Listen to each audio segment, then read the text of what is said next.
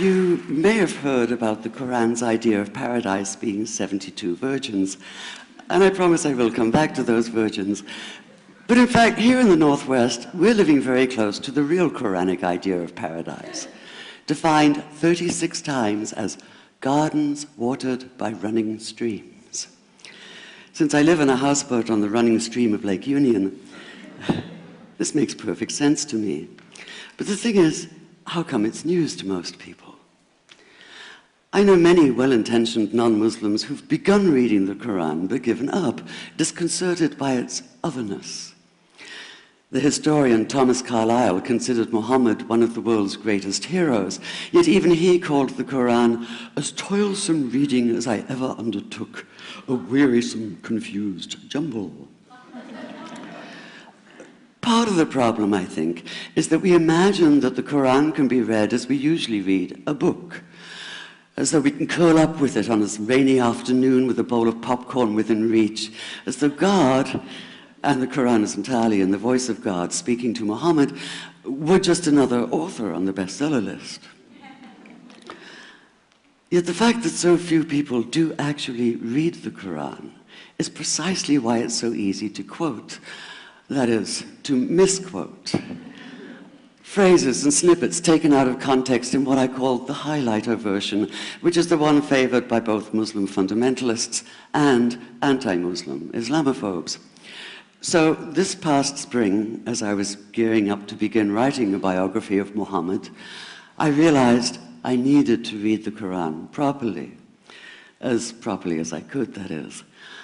My Arabic's reduced by now to wielding a dictionary, so I took 4 well-known translations and decided to read them side by side, verse by verse, along with a transliteration and the original 7th century Arabic. Now, I did have an advantage. My last book was about the story behind the Shia-Sunni split, and for that I'd worked closely with the earliest Islamic histories, so I knew the events to which the Quran constantly refers, its frame of reference. I knew enough, that is, to know that I'd be a tourist in the Quran, an informed one, an experienced one even, but still an outsider, an agnostic Jew reading someone else's holy book. So I read slowly. I'd set aside 3 weeks for this project, and that, I think, is what is meant by hubris, because it turned out to be 3 months. I did resist the temptation to skip to the back where the shorter and more clearly mystical chapters are, but every time I thought I was beginning to get a handle on the Quran, that feeling of, I get it now, it'd slip away overnight, and I'd come back in the morning wondering if I wasn't lost in a strange land. And yet the terrain was very familiar. The Quran declares that it comes to renew the message of the Torah and the Gospels, so 1/3 of it reprises the stories of biblical figures like Abraham, Moses, Joseph, Mary, Jesus. God himself was utterly familiar from his earlier manifestation as Yahweh, jealously insisting on no other gods. The presence of camels, mountains, desert wells and springs took me back to the year I spent wandering the Sinai desert. And then there was the language, the rhythmic cadence of it, reminding me of evenings spent listening to Bedouin elders recite hours-long narrative poems entirely from memory.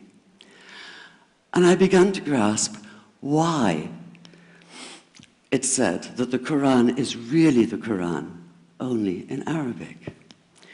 Take the Fatiha, the 7-verse opening chapter that is the Lord's Prayer and the Shema Israel of Islam combined. It's just 29 words in Arabic, but anywhere from 65 to 72 in translation.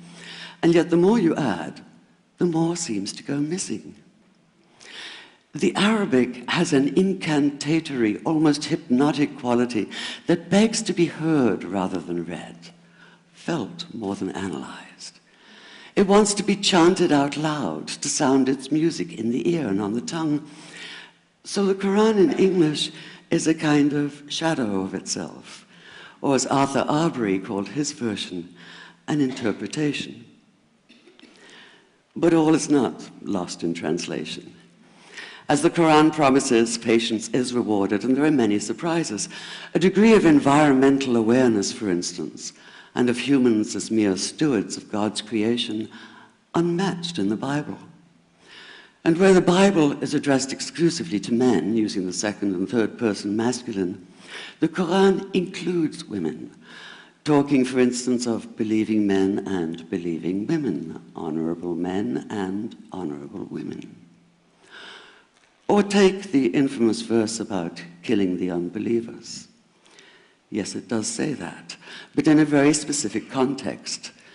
The anticipated conquest of the sanctuary city of Mecca, where fighting was usually forbidden. And the permission comes hedged about with qualifiers. Not you must kill unbelievers in Mecca, but you are allowed to, but only after a grace period is over. And only if there's no other pact in place. And only if they try to stop you getting to the Kaaba. And only if they attack you first. And even then, God is merciful, forgiveness is supreme, and so, essentially, better if you don't. This was perhaps the biggest surprise. How flexible the Quran is, at least in minds that are not fundamentally inflexible. Some of these verses are definite in meaning, it says, and others are ambiguous. The perverse at heart will seek out the ambiguities, trying to create discord by pinning down meanings of their own. Only God knows the true meaning. The phrase, God is subtle, appears again and again. And indeed, the whole of the Quran is far more subtle than most of us have been led to believe, as in, for instance, that little matter of virgins in paradise. Old-fashioned Orientalism comes into play here. The word used 4 times is huris, rendered as dark-eyed maidens with swelling breasts, or as fair, high-bosomed virgins. Yet all there is in the original Arabic is that one word, huris. Not a swelling breast or high bosom in sight. Now, this may be a way of saying pure beings, like in angels, or it may be like the Greek kos or kore, an eternal youth. But the truth is, nobody really knows, and that's the point. Because the Quran is quite clear when it says that you will be a new creation in paradise, and that you will be recreated in a form unknown to you, which seems to me a far more appealing prospect than a virgin.